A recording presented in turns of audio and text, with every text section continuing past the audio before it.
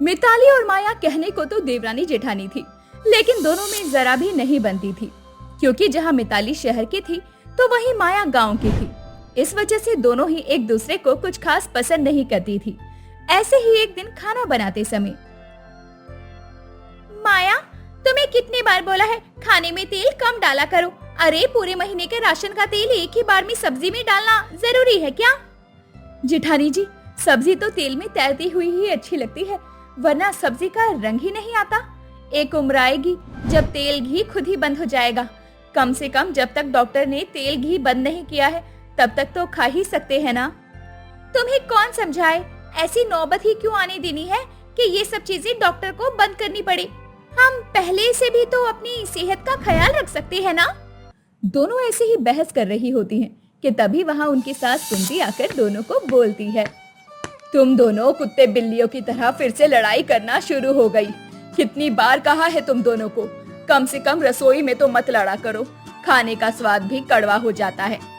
माँ जी, इसमें मेरी कोई गलती नहीं है, ये गांव की गंवार देवरानी है ना, इसको कुछ भी समझा लो, समझ ही नहीं आता। आप तो जानती हैं कि मुझे तो लड़ना पसंद ही नहीं है, लेकिन जेठानी जी शहर में रहकर पागल हो गई हैं। कल को तो ये बोलेंगी कि पूरियां भी पानी में उबाल कर बनाओ। एक काम करो, दोनों के दोनों अभी के अभी मेरी रसोई से दफा हो जाओ। जो भी बनाना है मैं खुद बना लूंगी, कोई जरूरत नहीं है मुझे तुम दोनों की। कुंती दोनों को डांट फटकार कर रसोई से भगा देती है और खुद ही सारा खाना बनाकर तैयार करती है। तब तक उसका पति महेश भी काम से आ जाता है। आज महेश का चेहरा बहुत उदास था।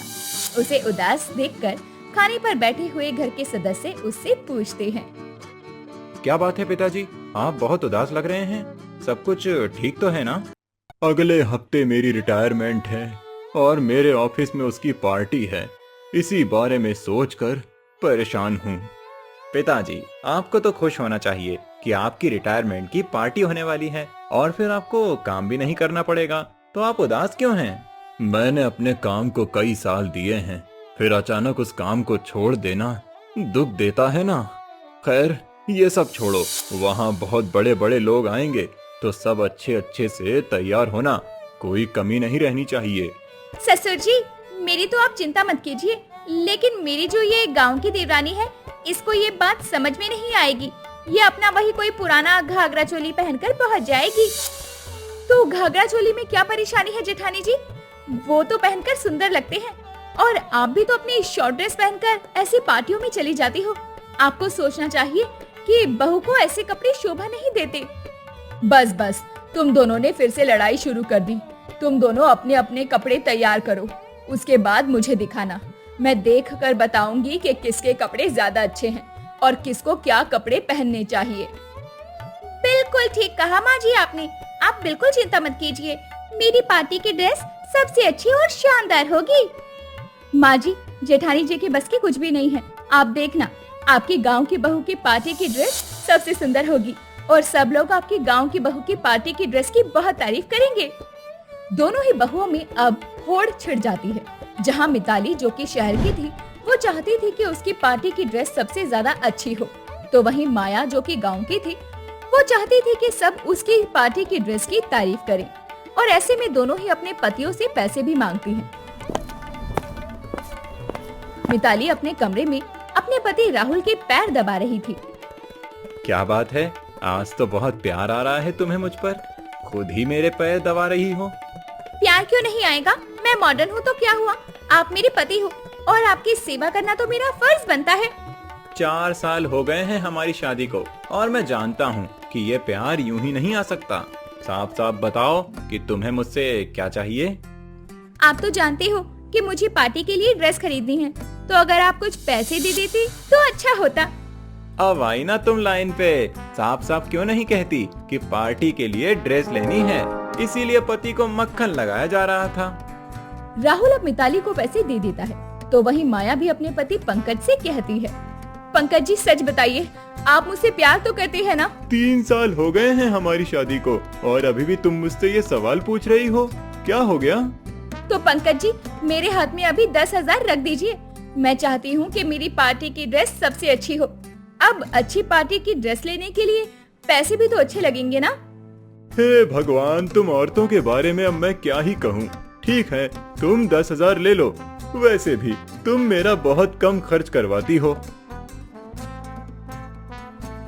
दोनों ही बहुएं खुशी खुशी अलग अलग शॉपिंग पर चली जाती हैं और दोनों ही अपने लिए ड्रेस ले आती हैं। जैसे ही दोनों एक साथ घर आती है तो कुंती दोनों को साथ में आता देखकर कहती है, क्या बात है, लगता है देवरानी जेठानी में सुलह हो गई है। दोनों साथ में शॉपिंग करके आ रही हैं। नहीं माँ जी, ऐसा कुछ नहीं है। जेठानी जी तो मुझे दरवाजे पर मिली हैं।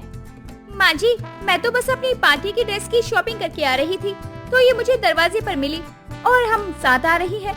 और आपको लगा कि हम एक साथ ही शॉपिंग पर गई थी। चलो अच्छा हुआ, अब मुझे अपनी अपनी ड्रेस दिखा दो, फिर मैं बता दूंगी कि किसकी ड्रेस ज्यादा अच्छी है। जिसकी ड्रेस कम अच्छी हो वो जाकर एक्सचेंज करवा लेना। माँ जी, मुझे आप पर भरोसा है, लेकिन इन पर नहीं, इसलिए मैं अपनी ड्रेस आपको अकेले में दिखाऊंगी। चलिए आप मेरे कमरे में चलिए, मैं आपको अपनी ड्रेस दिखाती हूँ। और माँ जी, जब आप माया की ड्रेस देख लो तब आप मेरे कमरे में आ जाना, मैं आपको अपनी ड्रेस दिखा दूंगी। क्या पता इसे मेरी ड्रेस इतनी अच्छी लगने लगे ये मेरी जैसी ड्रेस ही ले आए। ठीक है बहू, मैं तुम दोनों के कमरे में जाती हूँ और जाकर देखती हूँ कि तुम दोनों की ड्रेस कैसी है। इसके बाद कुंती बारी बारी दोनों के कमरों में जाकर उनकी ड्रेस चेक करती है और मुस्कुराने लगती है। उसके बाद अपने कमरे में आ जाती है। ऐसे ही एक हफ्ता गुजर चुका था। अब कुंती के पति के रिटायरमेंट की पार्टी में सब लोगों को जाना था। तभी माया के कमरे में जाकर कुंती ने कहा, माया बहू, मालती बहू पार्लर गई है तैयार होने के लिए। वो राहुल के साथ डायरेक्ट पार्टी में आएगी, तुम मेरे साथ चलो। ठीक है माँ जी, वैसे भी सबसे सुंदर तो मेरी ही ड्रेस लग रही है। जैसे ही जेठानी जी मेरी ड्रेस को देखेंगी तो वो चौंक जाएंगी। हाँ, ये बात तो है, तुम्हारी ड्रेस सच में बहुत ज्यादा सुंदर है और महंगी भी है, और ये बड़ी प्यारी लग रही है पार्टी के लिए। अब जैसे ही कुंती माया और राहुल के साथ पार्टी में पहुंचती है तो वहाँ मिताली को देखकर माया और माया को देखकर मिताली हैरान रह जाती है, क्योंकि दोनों ने एक जैसी ड्रेस पहनी हुई थी। ये देखकर दोनों को बहुत हैरानी होती है और दोनों ही एक दूसरे के पास गुस्से में पहुंचती हैं और कहती हैं, तुमने मेरी ड्रेस की कॉपी की? सच बताओ, तुम्हें माँ जी ने बताया ना मैं ये ड्रेस पहनकर आने वाली हूँ? मैं तुम्हारी जेठानी हूँ, मुझे कोई शौक नहीं है तुम्हारी कॉपी करने का। मेरे पास इस ड्रेस का बिल पड़ा है, ये ड्रेस मैंने तुमसे पहले ही ले ली थी। दोनों ही कुंती को घूरकर देखने लगती हैं। वो समझ गई थी कि कुंती को पहले से पता था कि गांव की देवरानी और शहर की जेठानी की पार्टी ड्रेस एक ही है। दोनों को ही पार्टी में बहुत शर्मिंदगी होती है, लेकिन जैसे ही दोनों घर आती है तो गुस्सा होते हुए अपनी सास से कहती हैं, माँ जी, आपको पता था कि हम गलती से एक जैसी ड्रेस लेकर आए हैं, फिर भी आपने हम दोनों को ही बताना जरूरी नहीं समझा। आपको पता है, आपकी वजह से सभी लोग हम पर हंस रहे थे कि हमने एक जैसे कपड़े पहने हैं। कितना अजीब लग रहा था।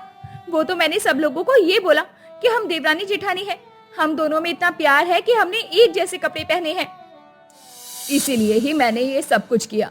तुम दोनों हमेशा एक दूसरे को नीचा दिखाने के बारे में सोचती हो, कभी भी एक दूसरे के साथ अपनापन नहीं दिखाती हो, लेकिन फिर भी तुम दोनों की सोच गांव और शहर की होने के बाद भी इतनी मिलती है कि दोनों एक ही जैसी ड्रेस लेकर आई।